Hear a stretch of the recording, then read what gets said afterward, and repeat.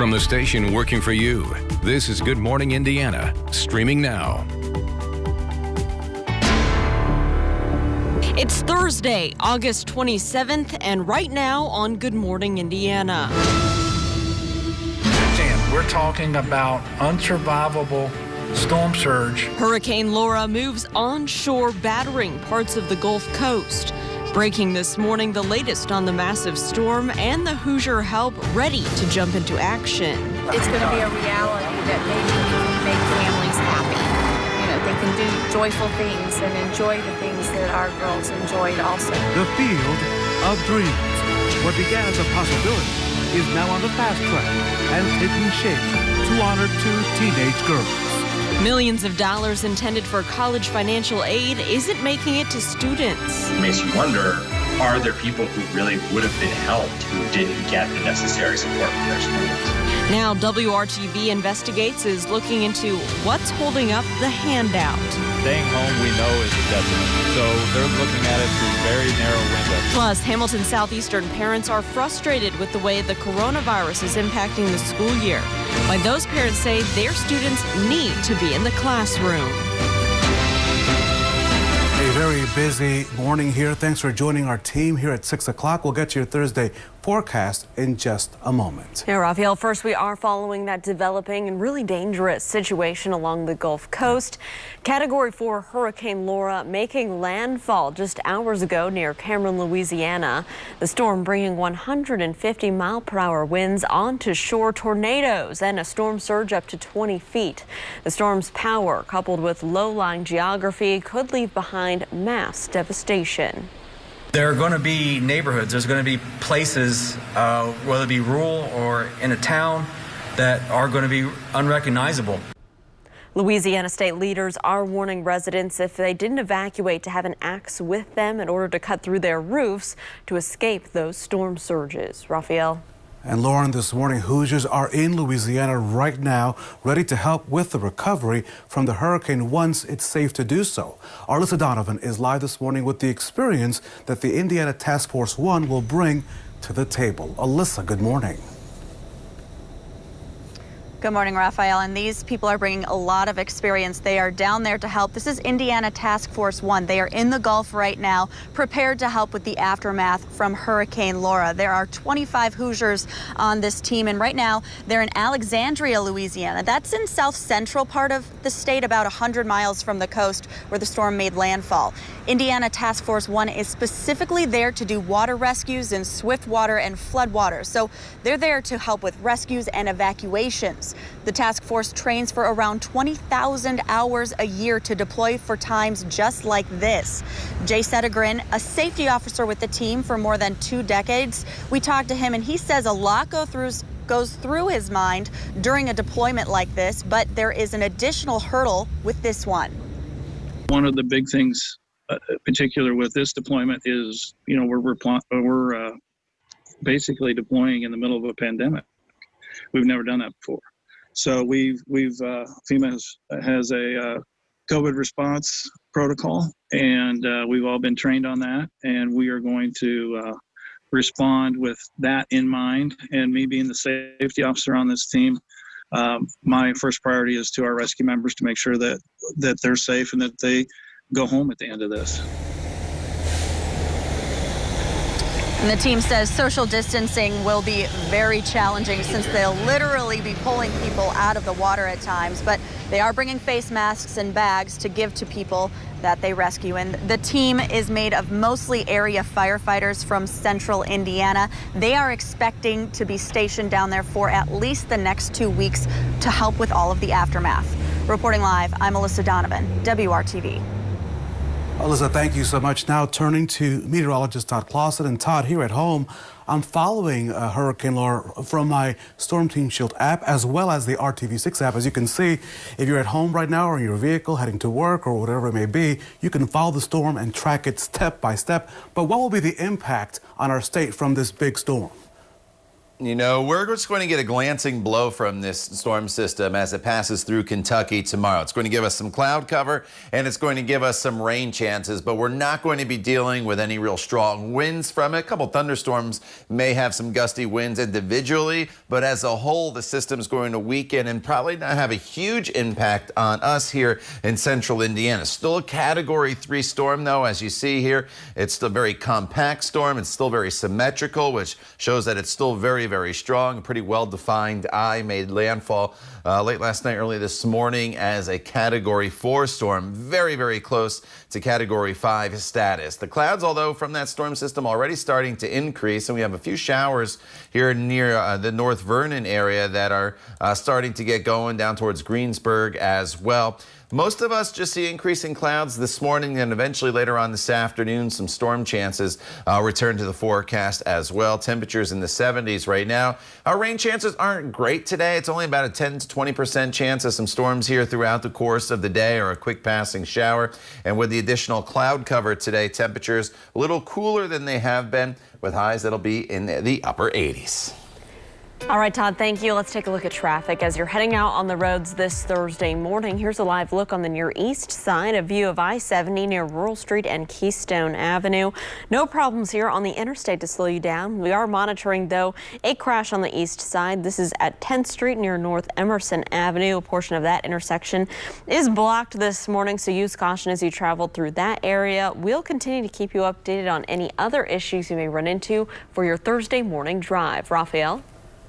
Lauren, this project is seeing many green lights. A project with plans on supporting the arts and athletics is on track to open next summer in Carroll County. Golfers, bike riders, and volunteers from all corners are behind this park's promise. There were days that this seemed impossible. The Legacy Park, in honor of Abby Williams and Libby German, is taking shape. The amphitheater is in place, and several fields will hear play ball next year. It's that much closer to people being able to come and enjoy and do the things that both girls enjoy doing. This project has drawn many people and companies to volunteer muscle power and machines to clear the land. Fundraisers from multiple bike rides to an annual golf tournament have raised thousands to pay for services that volunteers could not. It is a very humbling thing to see all these people come out. The families of Abby and Libby have moved heaven and earth to get this done.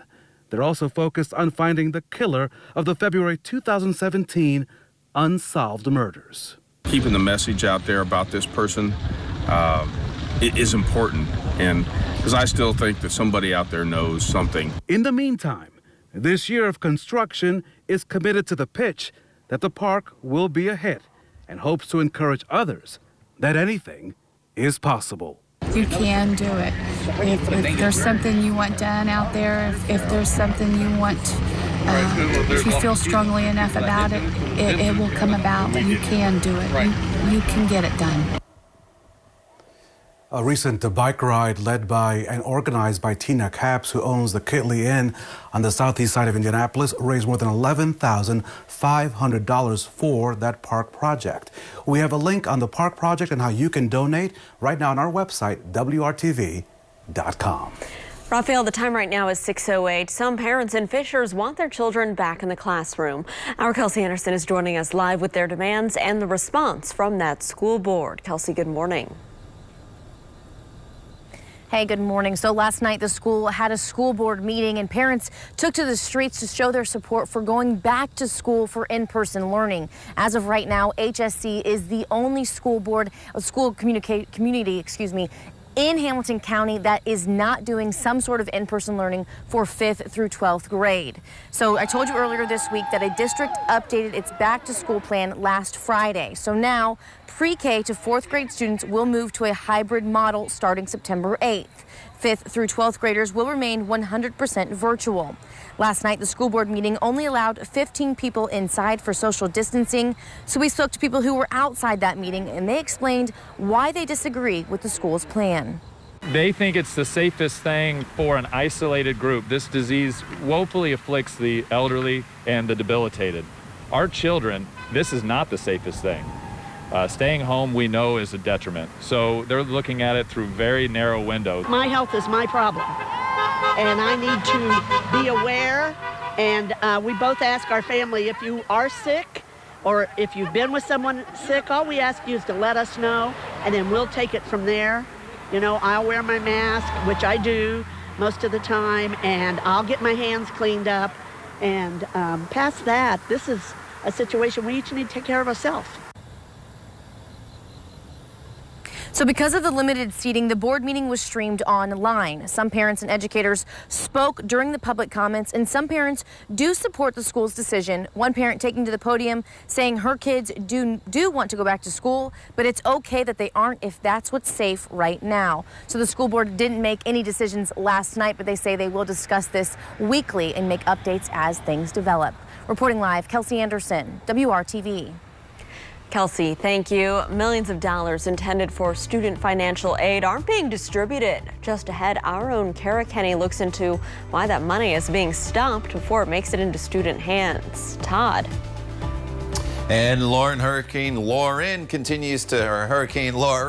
makes its way to the north here. Your names are too close here. We're starting to get them mixed up. Hurricane Laura continues to make its way through Louisiana, and it will start to spread some clouds first and then eventually some showers and storms towards central Indiana as we go into the coming days. We'll talk more about this storm and the rest of your weekend forecast for you coming up when Good Morning Indiana continues here on WRTV.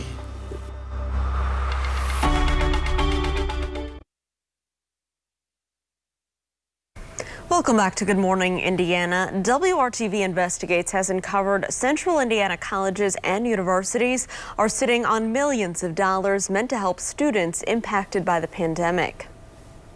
WRTV Investigates Kara Kenny. She partnered with Newsy and found out why some schools are holding back those dollars. Colleges and their students throughout Central Indiana are getting a piece of a $7 billion emergency student aid package that was approved by Congress as part of the CARES Act. For example, IUPUI received $10 million and distributed all of it to its students. But at some schools, the money is still sitting in the bank. Students at IU Bloomington are back on campus for the first time since the pandemic began. More than 8,000 students have already received a chunk of the $12 million in emergency federal aid IU Bloomington received. Our goal was to get the money out as soon as possible, and we did that. Money from the federal government meant to quickly help students get laptops, internet, and housing. A lot of the students when going online, needed other things, other technologies. Or they just, finding living expenses or where they're going to live, or they had to go home, just the expenses they needed to continuing their studies. And, that's why we wanted to get it out, especially as fast as we could before the end of the semester. The grants range from a few hundred to a few $1,000s. Ivy Tech student Valerie Famayua got $4,000, which helped her get a new computer to do online coursework. It helped me with my children, with everything in the house. It was a really big help. Universities and colleges are required to publicly report how they've spent CARES Act grant money for students. WRTV Investigates and Newsy analyzed those disclosure forms. We found many schools like IU, Butler, Ball State, and DePauw have distributed nearly every last dollar to students. But we discovered other schools still have aid money in the bank. Ivy Tech still has $5 million left to disperse to students. Franklin College has a good chunk still left to distribute, $300,000 still in the bank. And Purdue University still has nearly $10 million left to distribute, nearly all of the student financial aid it received. It makes you wonder, are there people who really would have been helped who didn't get the necessary support from their schools? So what's the holdup? Some institutions are using an application process, which can slow things down. Also, schools have a year to spend the emergency aid, and some are saving money for students who might need it in the future. They're really trying to do this very, very carefully because they don't know how this situation is going to develop. And we've already seen just in the past few days, a number of universities that tried to reopen are now shutting back down already. And I think we're going to see a lot of this kind of start and stop. Purdue and Franklin College declined to speak with us on camera. Purdue told us they set aside some money to handle expected student needs this summer and fall. The fall application will be available beginning August 24th, and the awarding of the fall funds will begin then. We do plan to distribute the remainder soon. Franklin College told us they intentionally developed a policy that would hold some funds in reserve to serve the needs of students in the current academic year, anticipating that the COVID-19 crisis would still be in progress and perhaps even worse. So for some Central Indiana college students, they will have to wait a little longer for help. It's not very surprising to me that we might see a sort of a range of approaches. So universities are really trying to stretch and meet all of these needs as best as they can. Universities can decide exactly how much money each student receives. In addition to housing and technology, students can also spend the money on things like health care and child care. Working for you, Kara Kenny, WRTV. Kara, thank you so much. Ivy Tech still has $5 million left to distribute and told us the college chose to distribute funds using two methods to ensure that we could reach the maximum number of students while addressing varying impacts to individuals. To read full responses from Ivy Tech, Purdue, and Franklin College, you can go to this story right now on the WRTV app. Now let's check your local forecast on this Thursday with our very own Todd Clausen. Good morning, TK. Raphael, good morning to you. There's going to be a lot going on over here, of course, over the next couple days with Hurricane Laura. We have a cold front that's heading our way, and it's going to increase our rain chances across central Indiana going forward. So let's start with Hurricane Laura that continues to make its way through Texas and Louisiana. You can see the eye in your center of your screen getting smaller. That's an indication the storm is starting to weaken just a little bit, which is obviously very good news as it made landfall as a very strong Category 4 storm. It's now down to a Category 2 storm with winds sustained still at 110 miles per hour. It's moving to the north at 15 miles per hour. Moves into Arkansas later today, weakens to a tropical storm, and then you can see it makes a pretty hard right-hand turn and moves through Kentucky and then eventually off towards the East Coast as we get into the weekend. And the reason why it's making that hard turn is because there is a cold front that is coming through, and that cold front is going to help to push it off to the east before the heaviest of the rain makes it here into central Indiana. So we will see some rain from this system combined with that cold front coming through, but you could see those reds and the purples, which are the heavier rainfall totals, will stay down to our south. Outside right now, temperatures are into the 70s, 74 in Bloomington, 76 in Muncie. There are a few spotty showers getting going down towards the Seymour and North Vernon area over towards Greensburg as well. And otherwise, we're just dealing with increasing clouds across northern portions of central Indiana. And going through the morning hours, we'll have that chance of a spot sprinkle, but it's really this afternoon that we have some better storm chances. They're still pretty spotty in nature across the area, so that is good news. If you do have outdoor plans today, you definitely don't need to cancel those. And then going into the day tomorrow, we'll have some scattered showers in the morning hours, and then as that cold front starts to approach, we'll have better storm chances Friday and then into early Saturday morning. So today it's still warm out, mostly cloudy skies, temperatures above normal with the chance of a few spotty storms. And then going forward in the forecast as we look ahead to your weekend, Saturday morning storms or maybe a shower and then PM sunshine. So you're going to notice a big difference from Saturday morning into Saturday afternoon as the humidity is going to drop.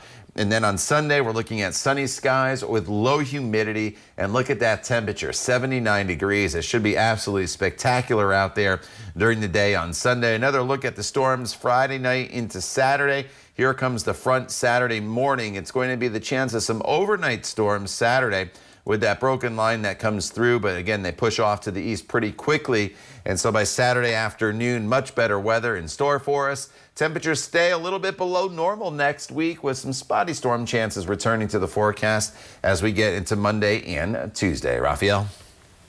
Todd, thank you so much. Making plans to leave town for a much-needed vacation? That's a good question. But working for you, we're looking at the reason experts are warning you not to post those pictures while you're away. You're watching Good Morning Indiana right here on WRTV.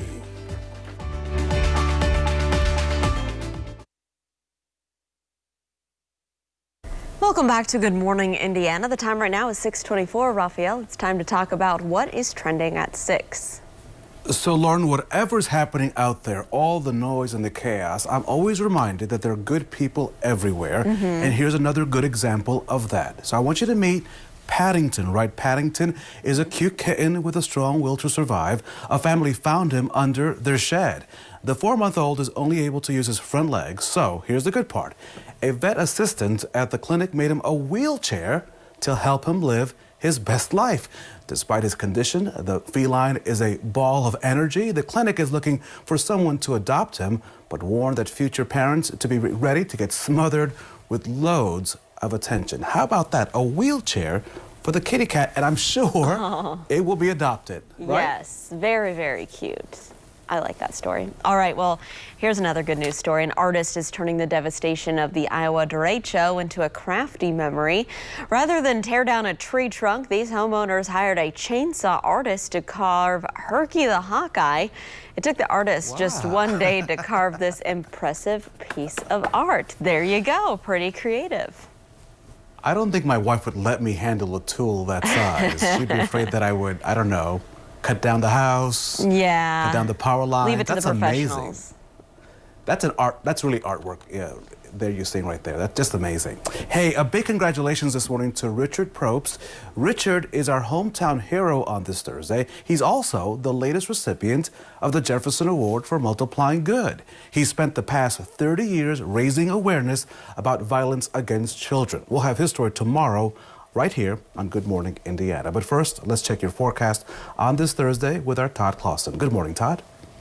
Raphael, good morning to you. Here we are Thursday morning as we make our way through the week. Not much has changed this week temperature-wise for our morning hours. Every day we've been in the 70s, and today is no exception. So as you head off to work here this morning, there could be a spot shower in southern locations. Otherwise, increase in clouds, a temperature right around 75 degrees. And as you're coming home from work, we're looking at temperatures in the mid-80s. A little better chance this afternoon of some spotty showers and storms across the area.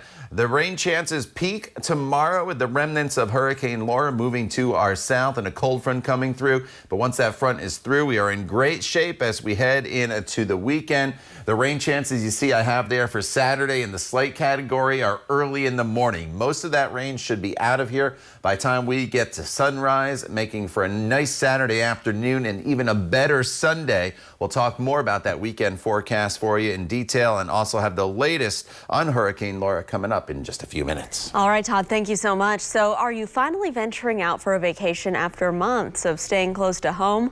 Well, working for you, our John Matarese explains why you should avoid posting photos right away so you don't waste your money.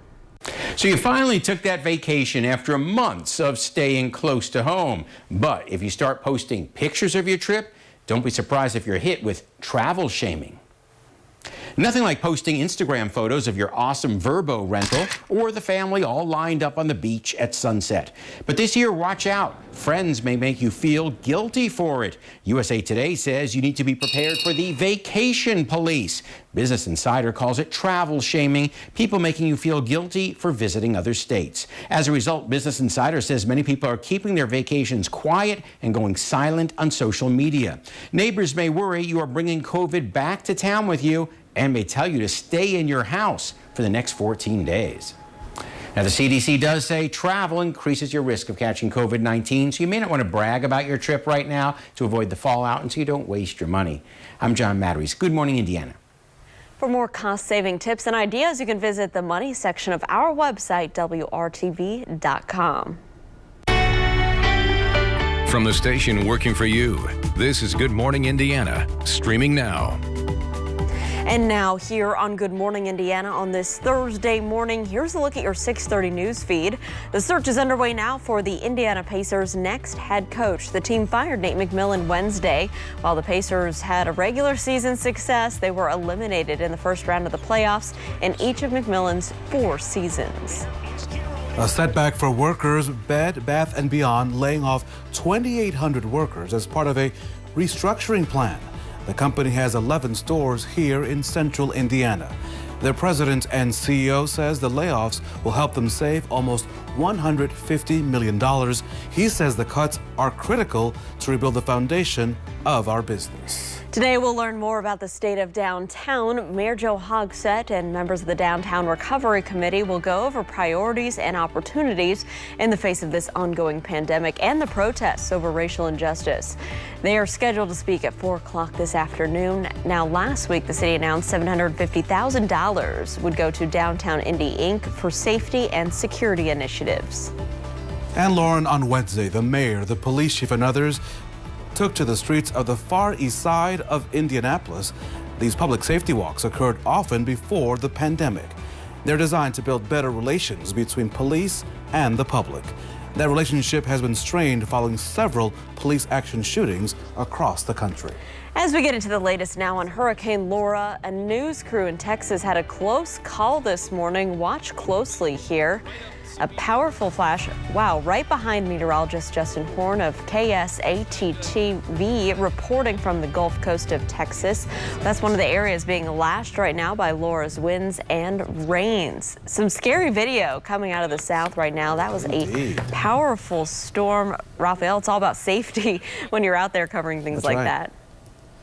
Yet, of course, our thoughts are with all the folks that are dealing with that hurricane that it's now battering the Gulf Coast. And Todd Clausen, that hurricane so huge that at some point it may have an impact on Indiana's weather in the next couple of days. Yeah, you know, it'll definitely have some sort of impact on our weather as we get into tomorrow. It's going to start to move pretty quick now that it's made landfall, and it's definitely going to give us clouds. It'll give us some shower opportunities as well. Thankfully, we won't see anything like they obviously saw down along the Gulf Coast. And here is a look at Laura right now as it continues to push its way northward, starting to finally lose some strength, but still a very symmetrical storm.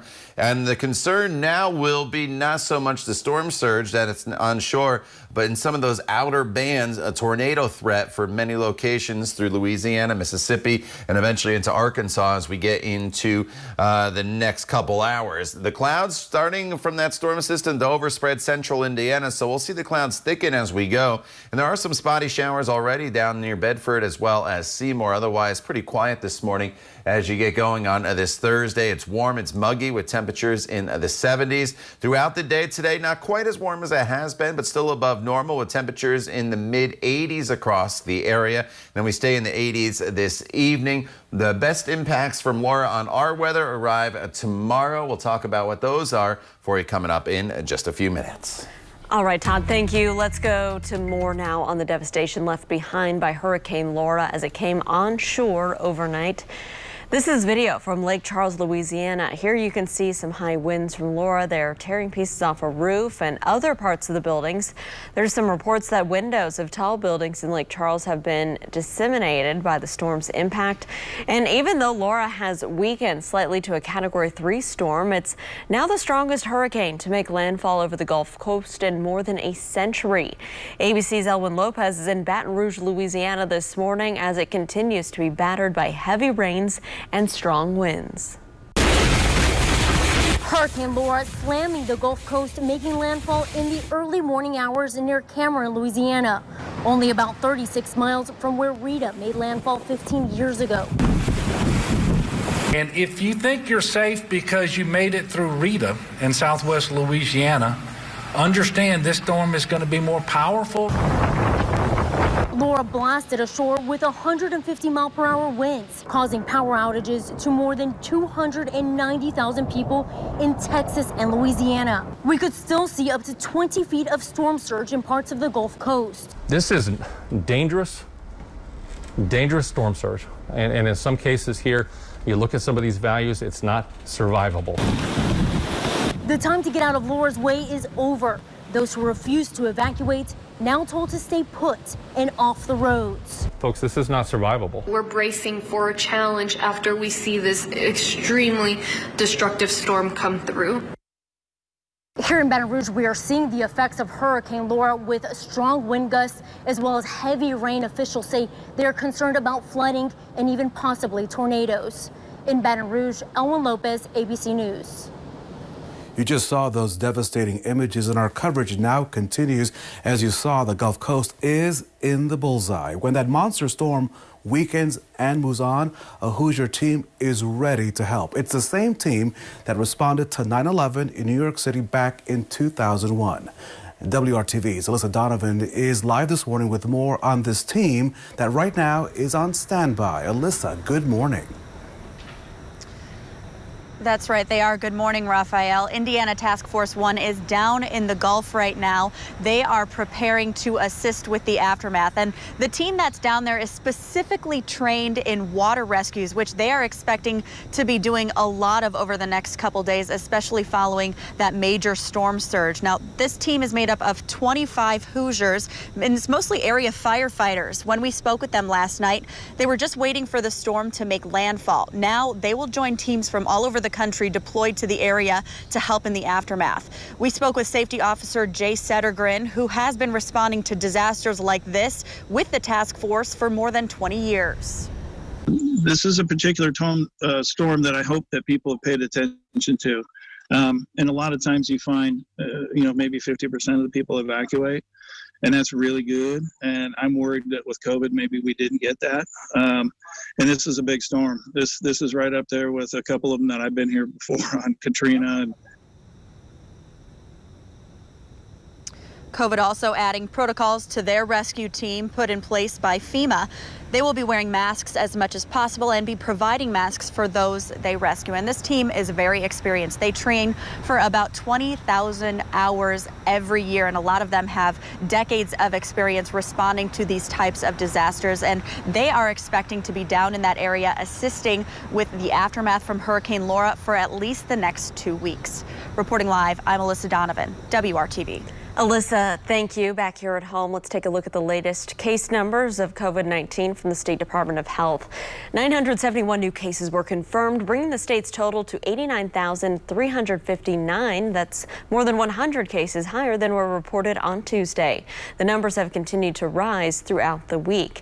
18 new deaths have also been confirmed. 3,041 Hoosiers have died from the virus since the start of this pandemic. More than 1,022,000 people have been tested for the virus so far. So as a result of that, and as the number of new COVID-19 cases in our state remains high, the governor says the state will stay in stage 4.5 of the reopening plan for another month. That means the current capacity limits at restaurants, bars, and public events will remain the same. This extension will now last all the way through September the 25th. The governor also announced that the state's face covering mandate will stay in place for another 30 days. Well, the Marion County Election Board announced plans for more polling locations for this November's election. There will be 188 polling sites, including Bankers Life Fieldhouse and Lucas Oil Stadium. 6 will be open for early voting. You can find a searchable map of each location just by visiting our website, WRTV.com. And let's stay on this topic, Lauren, because state and city leaders are stressing the need for poll workers for the upcoming general election. A lot of the usual ones didn't work during the primary because of less voting centers and, of course, concerns with COVID-19. Erin Kelly was one of them. Over 15 years, Erin tells WRTV she's worked in several elections. If you decide to vote in person, she hopes you're patient with the poll workers who are doing this job under some very, very trying circumstances. Poll workers, those are your friends, your neighbors, your colleagues, people you go to church with. These aren't professional election staff. They're everyday people. So grant them a little grace as well as they're trying to navigate this election, particularly during a pandemic. And keep this in mind, Secretary of State Connie Lawson, the state's chief election officer, she says voting centers will be provided with PPE for workers as well as for voters. Well, they want their kids back in the classroom, and the school district says it's not safe to do that yet. Next, we'll show you the socially distanced shutdown at a school board meeting up in Hamilton County. The time right now is 6:38 on your Thursday. We'll be right back.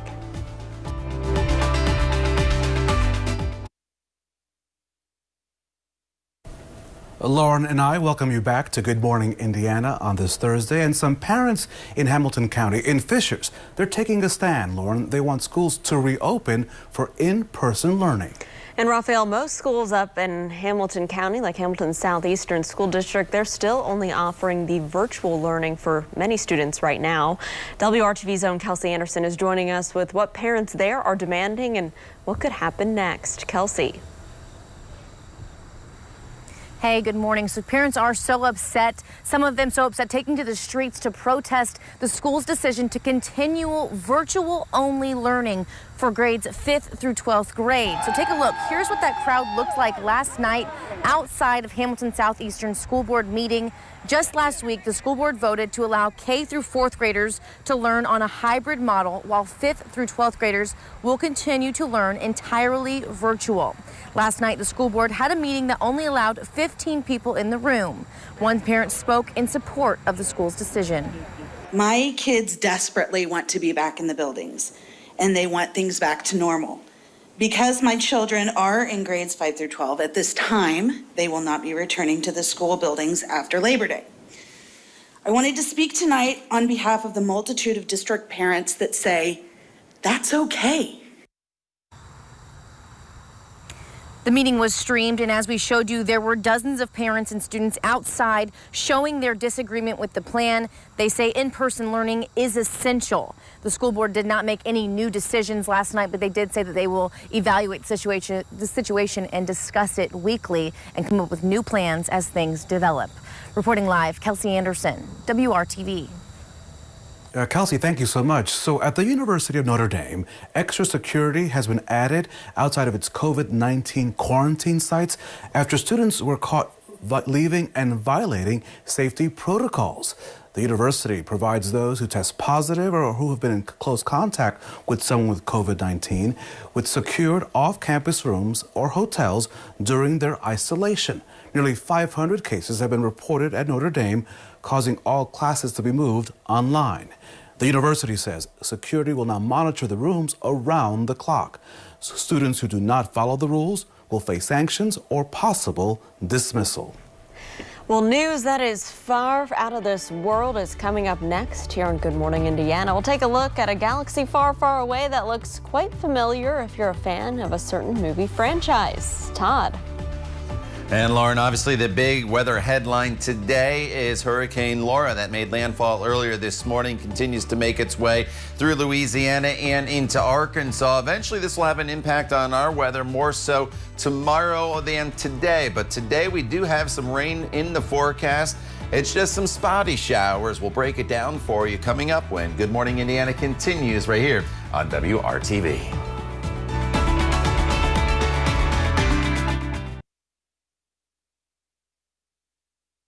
Welcome back to Good Morning Indiana. Not so long ago, a galaxy that's far, far away was discovered that has a shape you may recognize, at least if you're a Star Wars fan.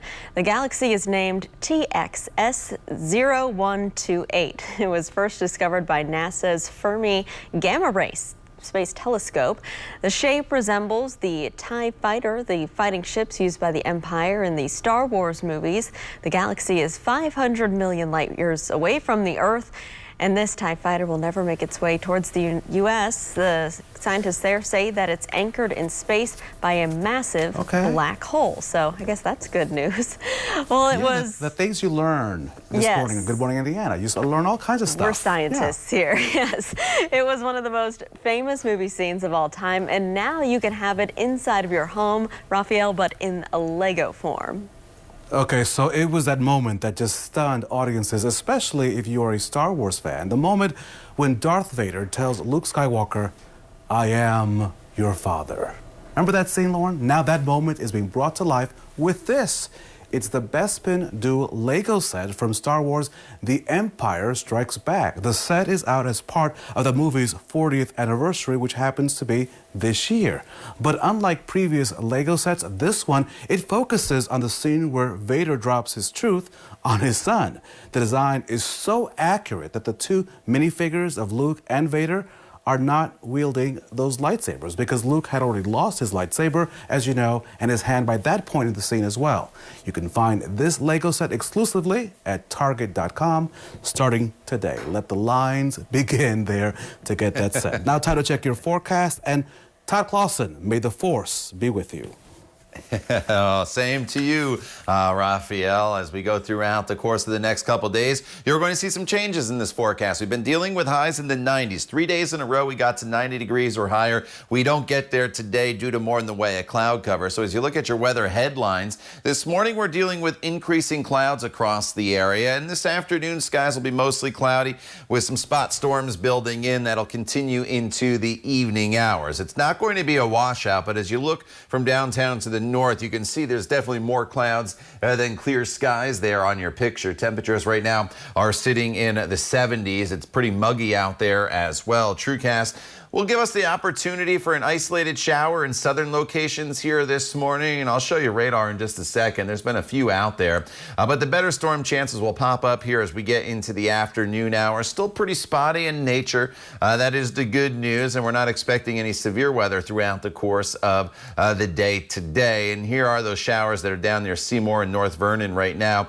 Otherwise, as we mentioned, just increasing clouds. The big weather story continues to be Hurricane Laura as it continues to make its way northward now as a Category 3 storm. The main concern will be winds, isolated tornadoes, and some of those bands, and some very, very heavy rainfall. The storm surge threat has come to an end along the coast there now that the eye has made landfall. And you can see the eye becoming a little less defined. That's a good indication that that storm, thankfully, is starting to weaken down there in the south. Temperatures today will climb into the mid-80s with that spot storm chance this evening. Mainly cloudy skies. A lot of those showers and storms that do develop this afternoon should start to fade as the sun starts to set, and then we'll be left with just mostly cloudy skies. Now tomorrow, better storm chances in the forecast because tomorrow the remnants of Laura will be passing just to our south, and we'll have a cold front heading our way. So it's kind of a 1-2 punch for us as far as precipitation chances go. With that said, we avoid a lot of the real heavy rainfall. We're just looking at some spotty showers and storms throughout the day tomorrow.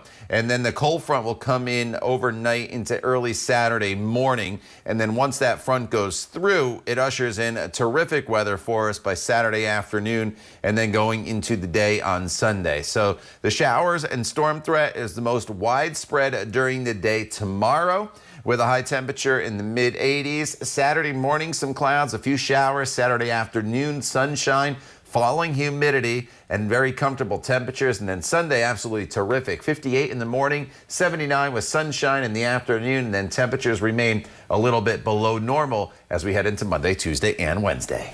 All right, Todd, thank you so much. We do have a traffic alert for drivers this morning on the east side. If you're traveling here on the interstate on I-70 near Emerson Avenue, everything is moving along up to speed, so that is good news. But I want to take you just a little bit south of I-70 as maybe you're getting off on Emerson Avenue. We have Emerson Avenue shut down between 11th Street and 9th Street. This is due to a crash cleanup in that area that's still ongoing this morning on the city's east side. So you'll need to avoid Emerson in that area. It's right by the Steer Inn, if you know where that is. There's several roads you can take as detours in the area. Maybe you want to use Riley Avenue as you're heading past Cecina Memorial High School, or if you're near Ellenberger Park, you may want to stay closer to that road to avoid Emerson. Some other options may be using Washington Street and then taking some of those side roads to avoid Emerson this morning. We'll continue to keep you updated on that, but that is a closure for a crash. Raphael? So, Lauren, they said they were trying to keep up with the times, but the most famous crayon maker in the world got pushed back when they took on tradition. Next, it's Throwback Thursday, and we look back at a day that a key part of your childhood may have changed forever. You're watching Good Morning Indiana on WRTV.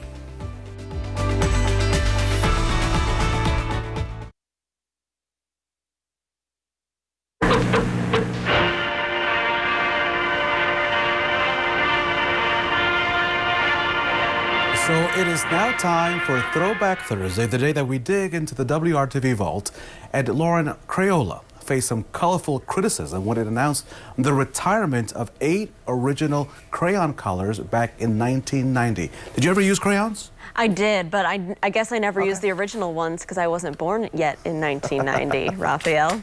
So Crayola. You missed out on the box of 64 Okay. with the sharpener. I'm just letting you know. Okay. Oh yeah, well, Crayola defended the move, saying that kids were bored with some of those traditional colors like maize or raw umber. I guess those are the traditional colors. Believe it or not, the change actually brought out these protesters. They were mostly previous Crayola users, but they were outraged that the crayon maker would tamper with tradition.